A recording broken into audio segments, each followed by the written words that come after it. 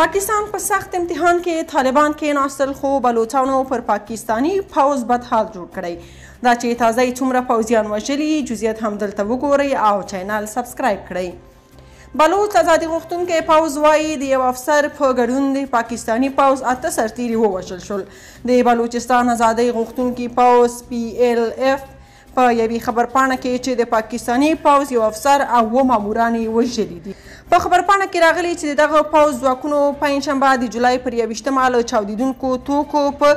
ګټنۍ د پاکستان پوځ پر یو موټر برید کړی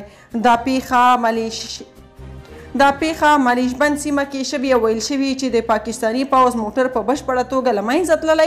او د پاکستانی پوځ د افسر په ګډون 8 پوځیان وژل شوي دي دا تیر یوه میاشت کې سویمه پیښه ده چې د پاکستانی پوځ ځواکونو د بلوچ ازادي غوښتونکي غورځنګ له لوري په نښه کیږي بلخوا پاکستان ته بل بد خبر دا دی چې د پاکستان پاسپورت د نړۍ په کچه بدترینه پاسپورت بلل شوی هنلي پاسپورت انډیکس د 2022 کال په نوې درجه بندۍ کې د پاکستان پاسپورت یو ځل بیا د نړۍ په کچه د بدترینه او کمزورترینه پاسپورت په توګه ثبت کړی دی دغه ادارې یو کال مخکې هم د پاکستان پاسپورت د نړۍ 4م بدترینه پاسپورت بللی و نوې درجه بندۍ له مخې د پاکستاني پاسپورت لرونکي کولی شي یوازې د نړۍ